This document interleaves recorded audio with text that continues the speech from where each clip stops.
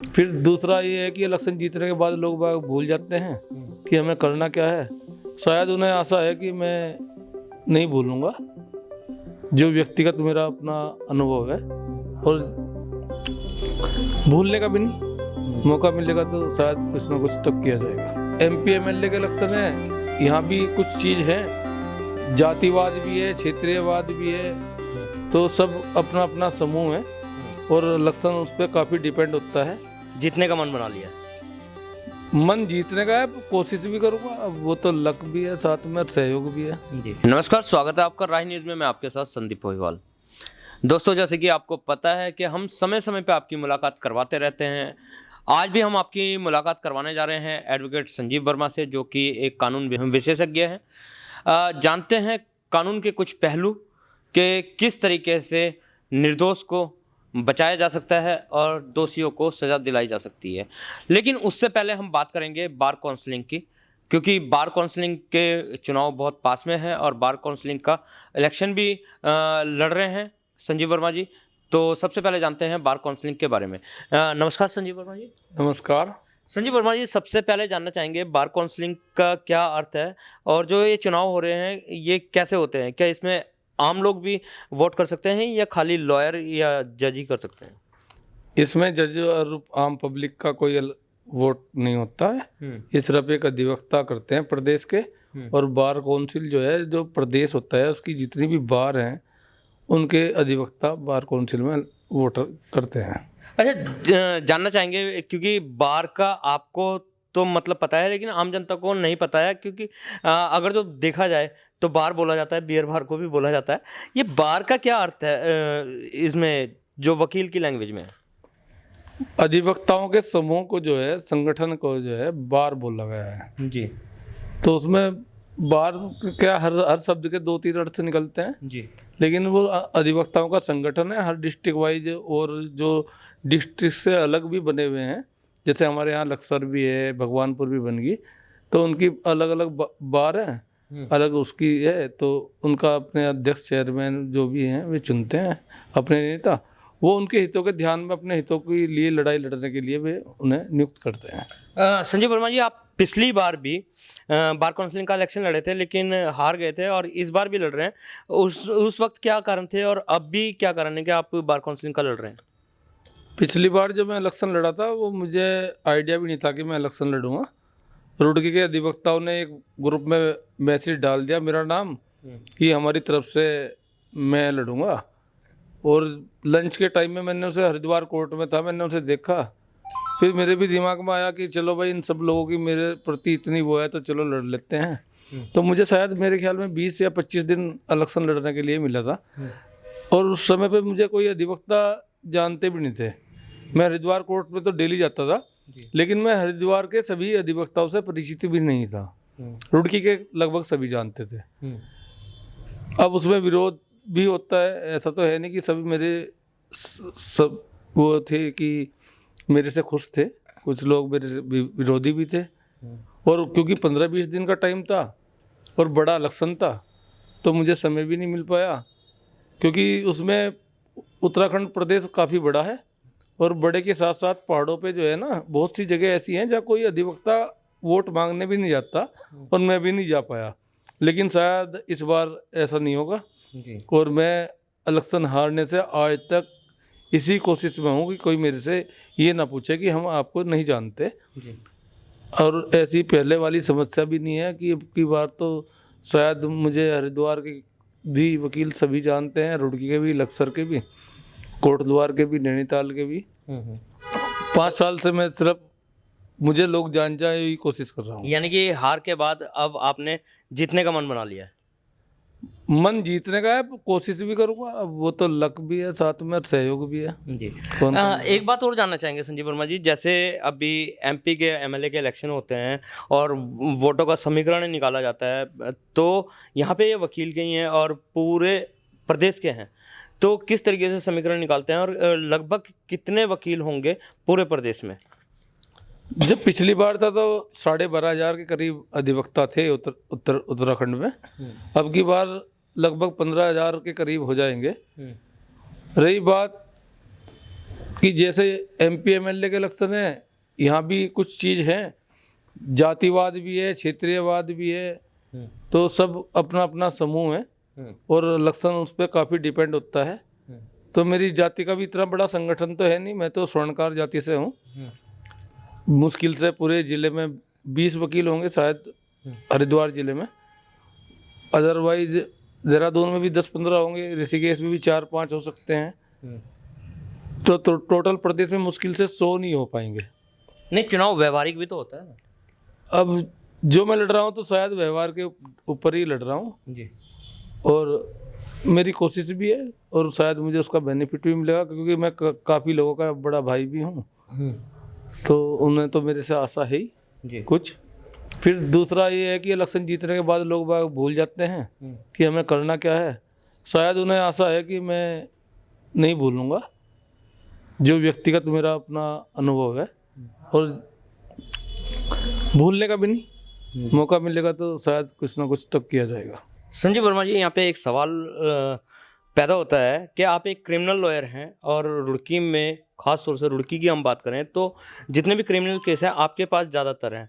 जैसे कि अभी एक मामला आया था गाड़ी का, गंगनहर कोतवाली में 0513 में मुकदमा लिखा हुआ था गाड़ी की लूट का, वो आपके पास था, लेकिन कहीं ना कहीं वो गाड़ी अभी तक जो गाड़ी स्वामी है उसे नहीं मिली है।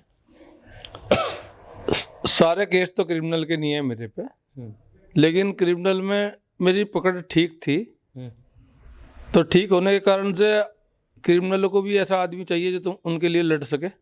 मेरी कुछ आदत भी थी कि जिस काम में मैं एंट्री करूं तो मैं उसमें हार ना मानूं, और जो उसमें सही बात है उसके लिए मैं अधिकारियों से भी भिड़ जाता था और पब्लिक से भी। तो उस कारण से लोग मुझे चाहते थे। अब चाहने से ये हुआ कि मेरे पे काम भी आया। अब काम आने पे जब मैं काम करके दूंगा तो आदमी की चर्चा चलती है, तो शायद आज की डेट में मेरे ख्याल में रुड़की में शायद काफ़ी लोग मुझे चाहते हैं। अब तो हरिद्वार में भी काफ़ी लोग हैं चाहने वाले। एक टाइम ऐसा था कि मुझे कोई जानता भी नहीं था, क्योंकि मुझे ज़्यादा समय नहीं हुआ, 12-13 साल हुए हैं इस रुड़की में आए हुए। लेकिन अब शायद ऐसा नहीं है कि मैं यहाँ का स्थायी निवासी लोग बाग ना समझते हों, और पहचान भी लगभग ठीक ही बन पाई। जो भी मेरे से हुआ मैंने किया, ना होने में भी होने वाला काम मैंने बिना पैसे के भी किया, और उसका ईश्वर ने भी मेरा साथ दिया, जिससे कि पहचान। अब तो फिलहाल तो मैं संन्यास की तरफ हूँ, मेरी इच्छा भी नहीं हो रही काम। जैसे देखा गया है बहुत सारे केस में, क्योंकि हम भी फील्ड में रहते हैं, बहुत सारे केसों में देखने को मिला कि आपकी और पुलिस की नहीं बनती है, पुलिस बहुत सारे काम आपके नहीं करती है। तो चुनाव लड़के अगर जो आप अध्यक्ष बन जाते हैं, ऐसा तो नहीं है कि उन कामों को पूरा करेंगे और पुलिस के ऊपर दबाव डाल पाएंगे? ऐसा नहीं है। पुलिस के साथ में दिक्कत क्या है कि जो बेचारा शिकायत करता है वो एक सताया हुआ आदमी होता है, उनमें से ज़्यादातर गरीब है। जो अमीर आदमी है उन्हें तो कोई लोग बाग परेशान करते नहीं, वे तो अपने पैसे से दबा लेते हैं। अब गरीबों की शिकायत करने तो चला जाता है, उनकी पुलिस सुनती नहीं है। उसका कारण यह है कि जिसने उनके साथ गड़बड़ की वो पैसे वाला मिलेगा या वो पैसे खर्च कर देगा। अब गरीब आदमी पहले ही उसे दिक्कत है, घर में रोटी खाने को नहीं, वो पैसे पुलिस को क्या देवे। और ज़्यादातर पुलिस जो है बिना पैसे के किसी भी काम को नहीं करती। तो इस कारण से अब वो मेरे नसीब में लिखे हुए हैं, मेरे पास आ जाते हैं, कोई ना कोई भेज देता है।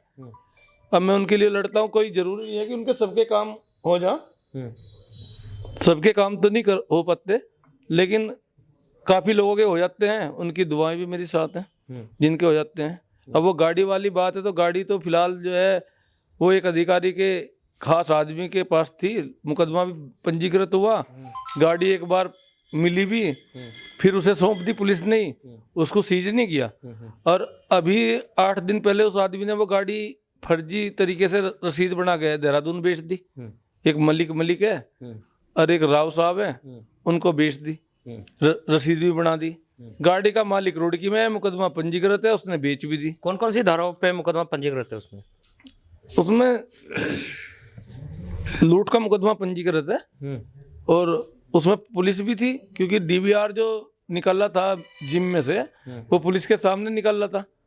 लेकिन अपने आप को तो सब बचाते हैं, मैं भी अगर जो कहीं फंसूंगा तो मैं कोशिश करूंगा मैं बचा लूं, या अपने कोई मेरा खास आदमी फंसेगा तो मैं बचाऊंगा।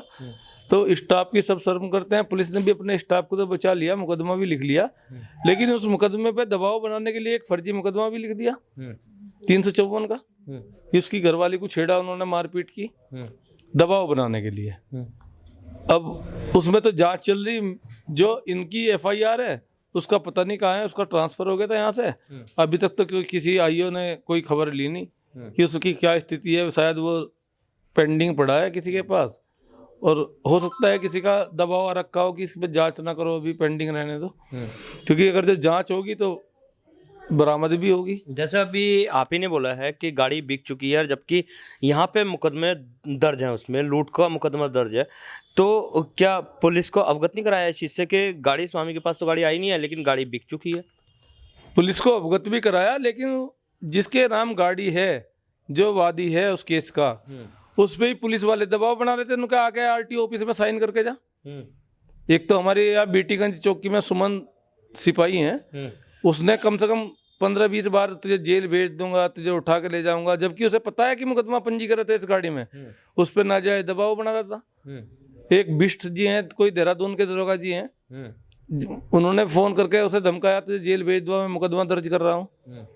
सुमन सिपाही से मेरी बात हुई, मैंने कहा भाई इसमें तो मुकदमा पंजीकृत है, ये तो गाड़ी जो है गायब है, इसकी सील कर ले, बेच कैसे देगा, क्यों इसे उल्टा फंसा रहा कि गाड़ी इसने बेच दी, गाड़ी जिसने बेची उसे मुलजिम बनाओ। फिर उसके बाद में जिन्होंने गाड़ी खरीदी है उनका मेरे पे परसों ही फोन आया था, और उन्होंने कहा, मैंने कहा भाई जिसने तुम्हें गाड़ी बेची उस पर 420 का मुकदमा दर्ज कराओ, मैं तुम्हारी जितनी भी हेल्प होगी करूँगा।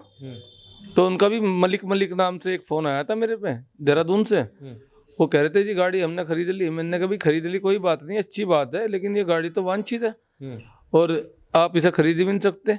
अगर जो किसी ने आपके साथ चीटिंग करी तो आप उसके खिलाफ मुकदमा पंजीकृत कराओ, फिर मैं आपकी हेल्प कर सकता हूँ। तो ये ऐसी स्थिति है। हो सकता है कि पुलिस वाले भी आजकल रिकवरी पे ज़्यादा ध्यान दे रहे हैं, किसी की समस्या समाधान की बजाय कहाँ से पैसे ज़्यादा हाथ लगेंगे। यानी कि जो अभियुक्त है वो दबंग टाइप का है या कोई नेता है, क्या है कि जो पुलिस उसके दबाव में है और वादी की नहीं सुन रही है? दबंग तो नहीं कहा जा सकता। दबंग का मतलब तो यह है कि दबंग जो आदमी होता है वो जल्दी से कोई गलत काम छोटे मोटे नहीं करता। वो एक मुखबर टाइप आदमी है, अधिकारियों का चमचा है, कुछ गलत कामों में शामिल रहता है, अधिकारियों का विश्वास पात्र बन गया क्योंकि उनके गलत कार्यों में वो शामिल है। शायद इसी शहर के 1.5-2 करोड़ रुपए उसके पास होंगे, किसी एफआईआर में से नाम निकलवाने के, किसी से कोई माल हड़पने के, किसी की प्रॉपर्टी खाली कराने के। कम से कम आज की डेट में वो अपने घर में पड़ा है और लोग आते हैं और उसके बच्चे या उसका नौकर उसे मना कर देता है कि वो यहाँ पे नहीं है, क्योंकि अधिकारी जो उसका सबसे चहेता अधिकारी था उसका ट्रांसफ़र हो गया है। फिलहाल वो परेशान है। अब देखते हैं क्या होता है। जिसने जो जैसा करा उसे सामने तो आएगा। ऐसा तो है नहीं कि लोग बाग एक आदमी डर जाएगा, 2 आदमी डर जाएंगे। उससे लोग इसलिए भी डरते हैं कि वो झूठा मुकदमा पंजीकृत करा के किसी को जेल ना भेज दे। और इस तरीके का उनने 3-4 बार काम कर रखा है कि जिन्हें जेल झूठे मुकदमों में भिजवा रखा है। जी संजय वर्मा जी, जैसे अभी आप ही के बताने के तहत पुलिस जो है पैसे लेके कार्रवाई करती है, जबकि जब भर्ती होता है तो वर्दी की कसम खाई जाती है कि हम अपने संविधान को की और जनता की रक्षा के लिए तत्पर रहेंगे, लेकिन ऐसा नहीं होता है। तो इस व्यवस्था को सुधारने के लिए किस तरीके से कदम उठाए जाए, और क्या आप क्योंकि आप खुद कानून विशेषज्ञ, क्या इस तरीके के कानून बनने चाहिए कोई कि ये लोग भी क्राइम ना करें? देखो, पुलिस की एक मजबूरी भी है पैसे लेना, क्योंकि डिपार्टमेंट इतने पैसे खर्च नहीं करता। यदि कोई एफआईआर हो जाए और मुलजिम पकड़ने पुलिस जाए तो उसके पास में इतने पैसे नहीं है। उसे गाड़ी भी चाहिए, पेट्रोल भी चाहिए, रास्ते का खर्चा भी चाहिए, जो शायद डिपार्टमेंट नहीं देता है, जहाँ तक मुझे आशा है। वो सब लाइजन में होता है। जैसे मैंने भेज दी गाड़ी, क्योंकि मेरी पुलिस से अच्छी बातचीत है, मैं अपने कुछ गलत सलत काम उनसे करवाता रहता हूँ, मैंने भेज दी। या कुछ जिसने शिकायत करी उससे ले लिए, खर्चे के पैसे उससे ले लिए। कुछ तो मजबूरी होगी। यदि डिपार्टमेंट में इस तरीके की सुविधा हो कि किसी आदमी पे मुकदमा पंजीकृत हुआ और वो दोषी पाया गया, तो उससे इतनी रिकवरी होनी चाहिए जितना पुलिस का खर्चा हो रहा है, जिससे कि अपराध करने से पहले सोचे भी। एक तो ये तो होगी मजबूरी, कुछ लोग पैसा कमाने के लिए ड्यूटी कर रहे हैं, उन्हें कोई मतलब नहीं है किसके साथ अपराध हो रहा है, क्या है, किसी कोई मर रहा है, कोई भूखा पड़ा है, उन्हें तो सिर्फ पैसे चाहिए, जो पैसे देगा उसकी वे सुनेंगे और उसका ही काम करेंगे। सभी लोग एक से नहीं है।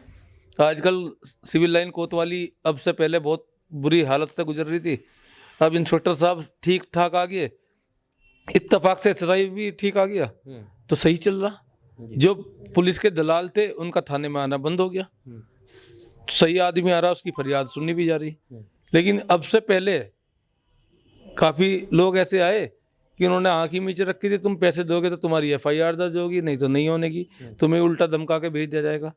अधिकारियों के ऊपर भी डिपेंड है, ऐसा नहीं। जैसे अगर जो बात करी जाए डिपार्टमेंट के खर्चों की, जैसे सीबीआई है, ईडी है या आर्मी है, मतलब जितनी भी रक्षा है, इसी तरीके से हमारी पुलिस भी मित्र है, तो क्या ऐसे कारण है कि सब डिपार्टमेंट को तो खर्चा मिलता है लेकिन पुलिस डिपार्टमेंट को सरकार से कोई भी खर्चा नहीं मिलता?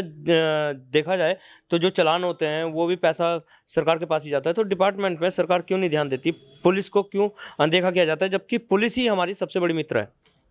नहीं, खर्चा तो मिलता है, लेकिन शायद वो लोग बीच में ही ना, जैसे राजीव गांधी ने कहा था कि 1 रुपया देते हैं तो 10 पैसे पहुंचते हैं, तो वो शायद बीच में ही गायब हो जा। खर्चा तो मिलता है, लेकिन हम लोग भी जागरूक नहीं है ना, हम लोग पुलिस से भिड़ सकते हैं। हर आदमी बचता है, नहीं तो सूचना के अधिकार में मांग लो, ऐसा नहीं है। हर थाने को खर्चा दिया जाता है और आता है, लेकिन वो कहाँ गायब हो जाए उसका कोई मतलब नहीं है। पुलिस व्यवस्था खुद, पुलिस वाला सिपाही हो, दरोगा हो, ज़्यादातर कोशिश वो उसकी जेब से ही खर्च होता है, क्योंकि उसकी हिम्मत नहीं है कि किसी अधिकारी से कहे कि मैं जा रहा हूँ तो आप पे इतनी आया हुआ है, मुझे दो। शासन प्रशासन ही भ्रष्टाचार को रोकता है, लेकिन सबसे ज़्यादा भ्रष्टाचार इन्हीं में, तो कानून ऐसी कोई कानून नहीं बनना चाहिए कि पुलिस वालों के साथ भ्रष्टाचार ना हो और ये आगे किसी के साथ भ्रष्टाचार ना करें? नहीं, भ्रष्टाचार के लिए भी एक डिपार्टमेंट बना हुआ है, लेकिन वो भी पुलिस वाले हैं, अपने डिपार्टमेंट वाले को छोड़ देते हैं। नहीं तो मेरे ख्याल में डेली कम से कम कई पुलिस वाले डेली फंसे। पटवारी कानून को, ये तहसीलदार, इन्हें तो विजिलेंस वाले छापा मार देते हैं वो, लेकिन वो भी इत्तेफाक से। नहीं तो रेवेन्यू में भी बहुत बुरा हाल है, सब रिश्वत लेते हैं। 100 ने ली, एक पकड़ लिया, कुछ दिन शांति से रही, फिर उसके बाद में काम चालू हो गया, क्योंकि पुलिस डिपार्टमेंट और विजिलेंस एक ही है और आपस में एक दूसरे से ट्रांसफर होते रहते हैं। अगर जो आप शिकायत भी करोगे तो आप दुश्मन बन जाओगे पुलिस के, तो आदमी डरता है शिकायत करता हुआ भी, और यदि कर भी दे कोई तो उससे सब लोग किलसने लगते हैं, उसे फंसाने की ढूंढते हैं, जिससे कि आदमी जो है अपना आखिर में आके बचता ही है। और यदि शिकायत करी भी तो विजिलेंस वाले उसे छोड़ देते हैं, उसे इग्नोर मार देंगे, उस पर कार्रवाई नहीं करेंगे। नहीं तो मेरे ख्याल में तो शायद ही फिर तो ज़्यादातर पुलिस वाले ही जेल में जाएंगे सबसे ज़्यादा, यदि पकड़ना विजिलेंस ने शुरू कर दिया तो।